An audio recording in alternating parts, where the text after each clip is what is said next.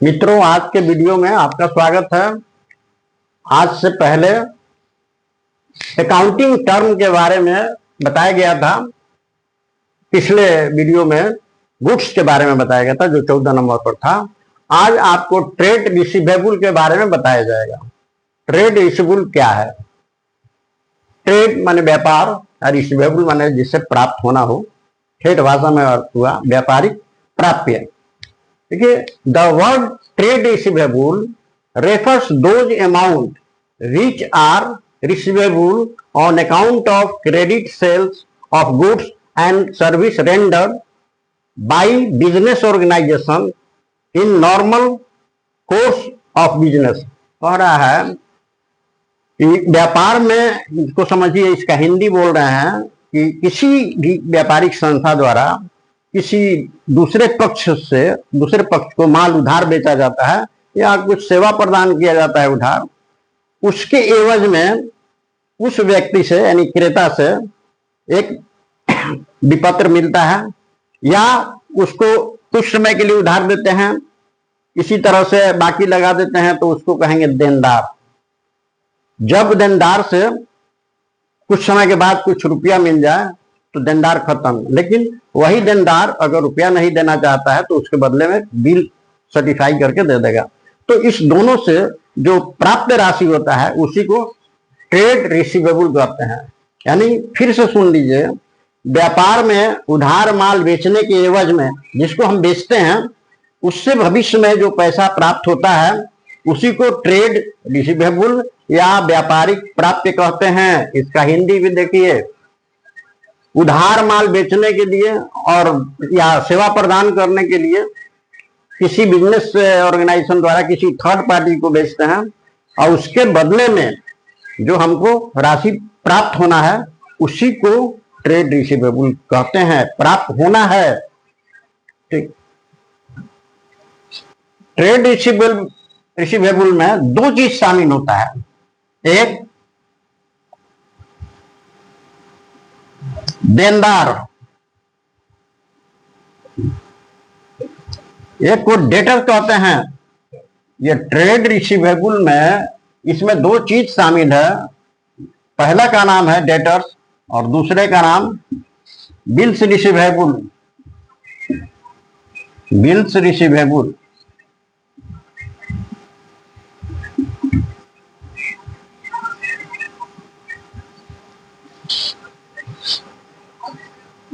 इसमें trade receivable में दो मदे शामिल है। पहला को डेटर्स और दूसरा को बीआर, बिल्स रिसीवेबल कहते हैं। इस दोनों को मिला के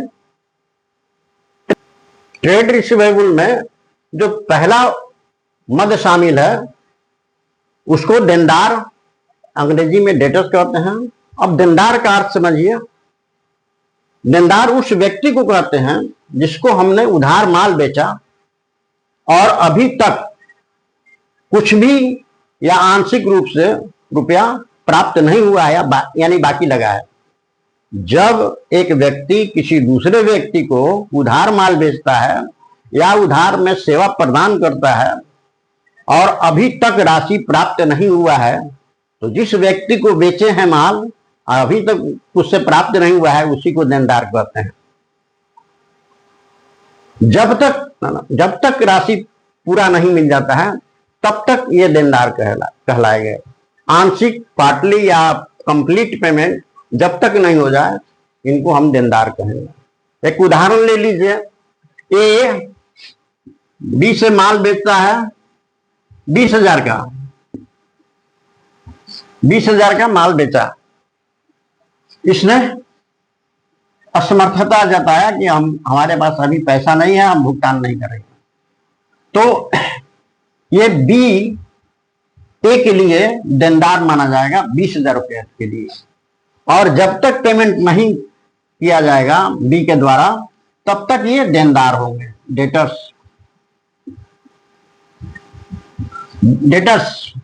और एक चीज यही उदाहरण में समझ लीजिएगा कि बी के लिए ए जो है तो क्रेडिटर्स कहलाएगा,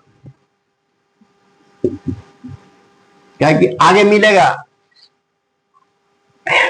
इस उधार लेन देन में फिर समझ लीजिए ए ने 20,000 रुपया का माल बी से उधार बेचा, तो ए के लिए बी देनदार हो गया 20,000 रुपया का, भविष्य में कभी देगा।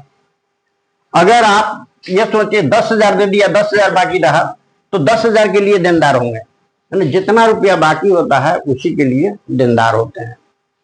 इसी उदाहरण में एक चीज और है, आगे मिलेगा, बी के लिए ये लेनदार हो जाएगा। ठीक बात है, और देनदार समझ गया। अब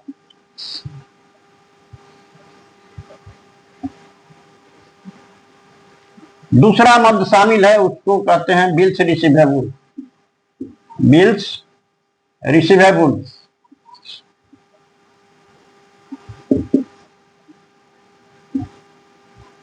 प्राप्य बिल।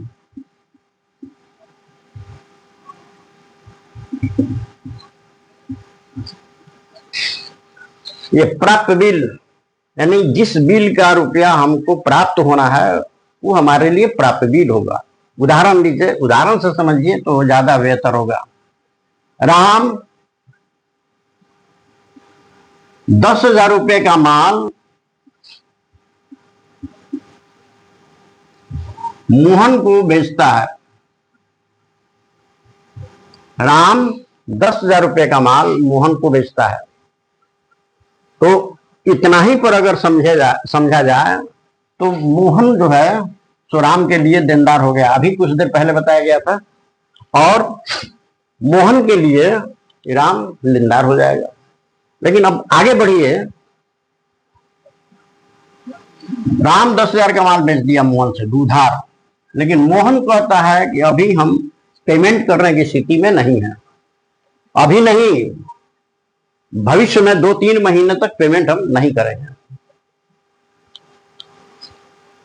तो ऐसी स्थिति में दोनों यदि सहमत होते हैं, यदि दोनों एग्री होते हैं, तो 10,000 रुपए का एक मसौदा बनेगा, विपत्र कहते हैं उसको, डॉक्यूमेंट कहिए।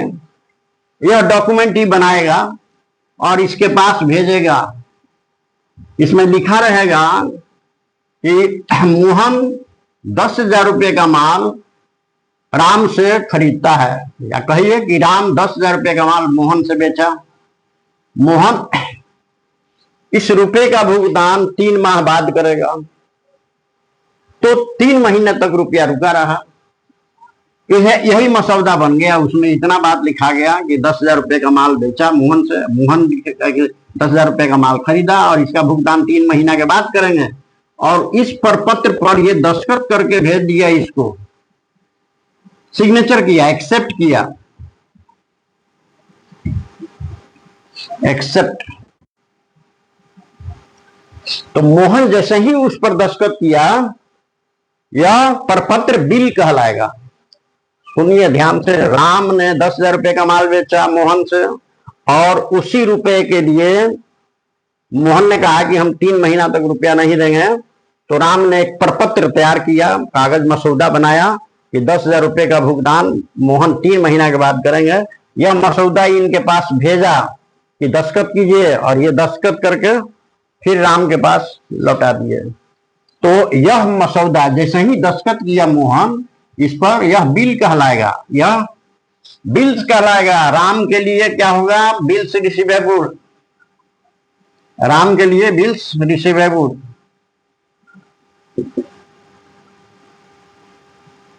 और मोहन के लिए बिल्स पेबल। Bills payable. एक ही चीज, राम के लिए बिल्स रिसीवेबल है और मोहन के लिए बिल्स पेबल है। जब 3 महीना पूरा जाएगा तो राम उस बिल को इनको दे देगा, और ये उस बिल का रकम राम को दे देंगे। तब जब पेमेंट हो जाएगा तो ये शब्द हट जाएगा, यानी बिल का समय पूरा गया तो बिल खत्म हो गया। बिल का समय जब पूरा जाए, पेमेंट हो गया, तो बिल रद्द हो गया। अब आगे बढ़िए, तो बिल्स ट्रेड रिसीवेबल में डेटर्स और बिल्स रिसीवेबल आप समझ गए। अब आइए नेक्स्ट टॉपिक पर। बंद करो। आगे आइए, नेक्स्ट 16 नंबर पर है ट्रेड पेएबल, हिंदी में कहते हैं व्यापारिक देयताएं। ट्रेड पेएबल, व्यापारिक देयताएं, ये क्या चीज है? जब हम माल उधार खरीदते हैं, इसमें बताया गया है रिसीवेबल है कि जब बेचते हैं तो इसमें बताया जा रहा है कि जब हम माल उधार खरीदते हैं तब किसी भी संस्था से या किसी संस्था से सेवा उधार प्राप्त करते हैं तब, यानी उधार माल खरीदते हैं तब, या कोई मटेरियल खरीदते हैं उधार तब, या उधार सेवा प्राप्त करते हैं तब, इस जनरल माने व्यवसायिक क्रिया के दरमियान ये सब काम करते हैं, तो जिससे खरीदते हैं वह हमारे लिए लेनदार हो गया। देखिए अंग्रेजी, the word refers payable, the word trade payables refer those amount which are payable on account of purchase of goods on credit या render service in a normal course of business, यानी सामान्य व्यावसायिक क्रियाओं के दौरान, सामान्य व्यावसायिक क्रियाओं के दरमियान जब कोई संस्था या कोई व्यापारी, इंडिविजुअल व्यापारी फॉर्म किसी दूसरे कंपनी से उधार माल खरीदे या उधार सेवा प्राप्त करे या उधार कोई अन्य सामग्री खरीदे, तो उस रकम के लिए यह विक्रेता के लिए लेनदार बन जाएंगे, व्यापारिक देयताएं। और इसमें देखिए दो चीज शामिल है इसमें भी, एक को क्रेडिटर्स,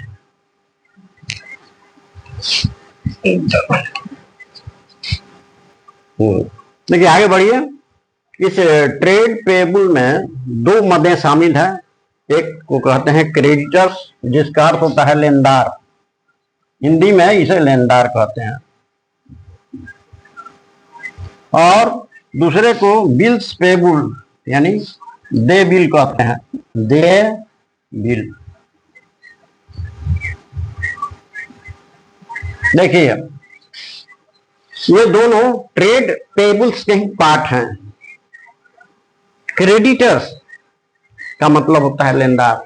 जब आप किसी व्यापारिक संस्था से उधार माल खरीदते हैं या उधार सेवा प्राप्त करते हैं और रुपए का भुगतान अभी तक नहीं किए हैं, अभी तक नहीं किए हैं, खरीदे हैं लेकिन भुगतान अभी तक नहीं किए हैं, तो आप उसके लिए लेनदार हो गए।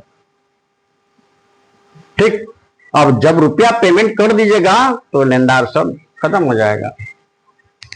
दूसरी बात, बिल्स पेबल, दे बिल, जैसा कि आपको पहले बताया गया है बिल्स रिसीवेबल, ठीक उसके उल्टा होता है बिल्स पेबल। उस पर पूरा डिटेल समझाया गया है, उसी को फिर शॉर्ट में सुन लीजिए। आप कहीं से उधार माल खरीदे हैं और आप नियर फ्यूचर में पेमेंट करना नहीं चाहते हैं, 2-3 महीना तक भुगतान नहीं करना चाहते हैं, तो विक्रेता और क्रेता के सहमति से एक डॉक्यूमेंट तैयार होगा जिसको मसौदा कहते हैं, और माल बेचने वाला के तरफ से बिल लिखाएगा और उस पर माल खरीदने वाले का दस्तखत होगा, यानी उसने स्वीकृति दे दिया, और उसमें इसी रकम का उल्लेख होगा जितना का आप माल उधार खरीदे हैं, कितना दिन के बाद पेमेंट कीजिएगा, इन सब बातों का उल्लेख रहेगा और इस पर खरीदने वाला दस्तखत करके दे देगा। तो यही उस बिल होता है।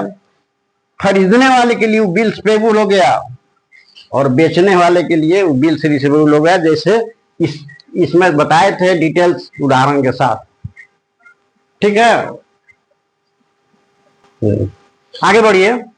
एक अकाउंटिंग टर्म है स्टॉक। स्टॉक का मतलब होता है हिंदी में रहतिया या स्टॉक भी कहते हैं। स्टॉक शब्द का अर्थ क्या है? देखिए व्यापार में व्यवसायिक क्रिया के दरमियान व्यापारी क्या करता है, जिस वस्तु में व्यापार करता है उसको खरीदता है, फिर उसमें से बेचता है। यह क्रिया वर्ष दर वर्ष चलते रहता है। माल खरीदेगा और फिर उसी माल को बेचेगा। साल के अंत में अकाउंटिंग ईयर जब समाप्त होता है तो उस वर्ष के अंत में उसमें से कुछ माल, जब फाइनल हिसाब किताब होता है तो दिखाई दे रहा है कि उसमें से कुछ माल गोदाम में पड़ा हुआ है, अनसोल्ड माने बिना बिका हुआ पड़ा हुआ है। आप वर्ष भर खरीदे बेचे, लेकिन साल के अंत में ही पता चला कि कुछ माल बिना बिका हुआ स्टॉक में अभी बाकी है। उसी को हम स्टॉक कहते हैं, उसी को स्टॉक कहते हैं। देखिए, the term stock refers those goods purchased for resale, जो वस्तु हम बेचने के लिए खरीदते हैं और उसी में से बच जाए, and out of which some goods are still lying unsold in godown at the end of accounting period. बहुत सिंपल है, माल को खरीदते हैं और बेचते हैं, यह क्रम सालों भर चलता है। वर्ष के अंत में जब हिसाब किताब किया जाता है उस समय दिखाई देता है कि गोडाउन में कुछ माल बिना बिका हुआ पड़ा हुआ है। उसी को हम लोग अनसोल्ड कहते हैं या उसी को स्टॉक कहते हैं। स्टॉक को दो नाम से परिभाषित किया गया है, एक ओपनिंग स्टॉक और एक क्लोजिंग स्टॉक। स्टॉक दो तरह का होता है, एगो ओपनिंग स्टॉक और एक क्लोजिंग स्टॉक। ओपनिंग जो साल के शुरू में दिखाई दे रहा है, खाता बही जो तैयार हो रहा है, आपने जो अकाउंटिंग स्टेटमेंट तैयार किया है उसमें आपको साल के शुरू में प्रारंभ में जो स्टॉक के नाम पर कीमत लिखा हुआ है उसको प्रारंभिक स्टॉक कहते हैं, और वर्ष के अंत में जो फिगर दिखाई दे रहा है स्टॉक के नाम पर उसको क्लोजिंग स्टॉक कहते हैं। ठीक, अकाउंटिंग के दृष्टिकोण से यह ओपनिंग और क्लोजिंग होता है। साल के प्रारंभ में जो होगा ओपनिंग और साल के अंत में जो होगा वो क्लोजिंग स्टॉक। एक और बात होता है, विशेषता ही जानिए, द वर्ड, ध्यान दीजिए, the word stock always refer stock of only one item. इसका अर्थ क्या होगा, ये स्टॉक शब्द जो है उसमें एक ही प्रकार की वस्तु का स्टॉक होगा, यानी सिंगल, एक पीस, एक तरह का वस्तु। जैसे उदाहरण समझ लीजिए, हम चावल का कारोबार करते हैं, चावल हम ट्रक से खरीदते हैं फिर बेचते हैं। साल के अंत में हमारे पास 10 बैग चावल बच गया तो हम उसको साल के अंत में दिखाएंगे। ये 10 बैग चावल, अगर एक बैग का 1000 दाम है तो 10,000 हुआ, तो क्लोजिंग स्टॉक 10,000 हुआ। तो यहाँ पर ये क्लोजिंग स्टॉक में कई गो मद है, सिर्फ चावल है। अगर कोई दूसरे तरह का कारोबार करता है तो उसका जो बचेगा वो सिंगल एक आइटम होगा। यानी कहने का मतलब है कि जब सिंगल एक आइटम होगा स्टॉक में तो उसका नाम स्टॉक होगा। कभी कभी देखा गया है नहीं कि व्यापार में एक से अधिक वस्तुओं का प्रयोग हो रहा है। जैसे आपको कपड़ा मिल हो गया, कपड़ा मिल चलता है, कैसे कपड़ा बनाने के लिए कैसे चलता है, आप कॉटन खरीदेंगे, रुई खरीदेंगे, फिर वो धागा बनाएंगे, या नहीं रुई खरीदेंगे तो धागा ही खरीद लेंगे और धागा से तब कपड़ा बनाएंगे। ठीक, तो वहां ऐसे व्यापार में ये एक तरह का स्टॉक नहीं मिलेगा। कॉटन का भी स्टॉक मिल सकता है, थ्रेड धागा का भी स्टॉक मिल सकता है, और फिनिश गुड्स कपड़ा का भी बिना बिका हुआ स्टॉक बच सकता है। तो इसमें कई गो मद हुआ, एक से अधिक मद हुआ, तो इसको हम स्टॉक नहीं कहेंगे। अब समझ में आ गया होगा आपको कि लाइन का क्या मतलब है। The word stock always refer stock of only one item, माने जब स्टॉक में एक ही मद हो तो उसको हम स्टॉक शब्द से जानेंगे, और एक से अधिक हो जाए तो उसका नाम बदल जाता है, उसका नाम रहतिया हो जाता है। रहतिया, इन्वेंट्री, इन्वेंट्री कहते हैं। आपको देखिए ये बता रहे हैं अब स्टॉक या इन्वेंट्री। इन्वेंट्री इन्वेंट्री ये शब्द जब मिलेगा तो आप उसको नया नहीं समझेंगे। स्टॉक का ही ये दूसरा नाम है इन्वेंट्री। और यही सब चीज लागू होगा, सिर्फ एक चीज बदल जाएगा कि सिंगल ओनली वन आइटम का नहीं। कहे अभी उदाहरण दिए हैं कि एक कपड़ा मिल है, कपड़े का कारखाना है, कपड़ा बनता है, तो उस व्यापार को चलाने के लिए सबसे पहले रुई खरीदा जाएगा, कॉटन, या फिर आप धागा खरीदे, या आप कॉटन से धागा बनाइए, फिर धागा से कपड़ा बनाइए। साल के अंत में कपड़ा बिकते जा रहा है, साल के अंत में देखेंगे तो आपके गोदाम में कॉटन का भी स्टॉक बचा हुआ है, धागा का भी स्टॉक बचा हुआ है, और कपड़ा का भी स्टॉक बचा हुआ है। तो इन सबों का अलग अलग मूल्यांकन किया जाएगा, ठीक है, और अलग अलग मूल्यांकन करके तब उसको बही में लिखा जाएगा। और एक बात और समझ लीजिए, ये जो कपड़ा बनाते हैं धागा से, धागा आपने तैयार किया, कॉटन से धागा तैयार किया, धागा से आप कपड़ा बना रहे हैं। तो जरूरी नहीं है कि आप जिस कॉटन से धागा बनाए हैं और जिस धागा से कपड़ा बनाए हैं वो एक ही रफ्तार से खत्म हो जाए, यानी बन के तैयार हो जाए, फिनिश गुड्स तैयार हो जाए, ऐसा नहीं होता है। हो सकता है कि अकाउंटिंग ईयर समाप्त हो रहा है और अकाउंटिंग वर्ष की समाप्ति पर आपके यहाँ कुछ माल आप बनाए हैं, कॉटन से धागा तैयार किए हैं या धागा से कपड़ा तैयार किए हैं, तो साल के अंत में ये भी हो सकता है कि कच्ची सामग्री, रुई को हम कच्ची सामग्री कहेंगे, कॉटन जो खरीदे हैं उसका भी स्टॉक बच गया, तो हम कहेंगे कि स्टॉक ऑफ रॉ मटेरियल। जो कपड़ा बनाने के लिए आप कॉटन खरीदते हैं तो वो आपके लिए रॉ मटेरियल हुआ, तो उसको दिखाएंगे cotton raw material, inventory of raw material. फिर धागा में से बच गया, तो धागा का मतलब क्या हुआ, आप कॉटन से धागा बनाने का मतलब कि आपका काम कुछ हुआ कुछ बाकी है। नहीं, धागा से कॉटन से धागा बन गया लेकिन धागा से कपड़ा नहीं बना, या कपड़ा बनाने के लिए जो मशीन में डाला गया तो अधूरा काम हो गया, साल खत्म हो गया इधर। तो इस तरह से कुछ काम अधूरा होता है। तो आप यहाँ दिखाएंगे कि स्टॉक्स ऑफ या inventory of works in progress, जो काम अधूरा है उसको वर्क इन प्रोग्रेस कहेंगे। जो कच्ची सामग्री है उसको तो स्टॉक्स ऑफ रॉ मटेरियल, जो काम के दरमियान बढ़ रहा है आगे या बीच में ही रुक गया, अकाउंटिंग या समाप्त हो गया, बीच में काम रुका हुआ है, तो उसको stocks of work in progress. और यदि कपड़ा बन के तैयार है और बिका है, उसमें से थोड़ा बच गया, कपड़ा बना बनाया कपड़ा बच गया, तो उसको कहेंगे कि स्टॉक्स ऑफ फिनिश गुड्स। तो रहतिया में देखिए, इन्वेंट्री शब्द में देखिए कि कई तरह का स्टॉक हुआ, स्टॉक्स ऑफ कॉटन यानी stocks of raw material, stocks of work in progress, stocks of finish goods यानी कपड़े का स्टॉक भी। तो इस तरह से 2, 3, 4 स्टॉक होंगे तो उसका नाम उस समय बदल जाएगा, इन्वेंट्री रहेगा, ठीक है। बस आज के लिए इतना ही। अकाउंटिंग टर्म के संबंध में हमने 17 आइटम डील किया है। आज के लिए इतना ही। नेक्स्ट वीडियो में फिर नया चीज बताया जाएगा। तब तक के लिए धन्यवाद। आप इस वीडियो को पसंद हुआ तो आप लाइक करें, सब्सक्राइब करें और अपने मित्रों में शेयर करें, ठीक है। Thank you.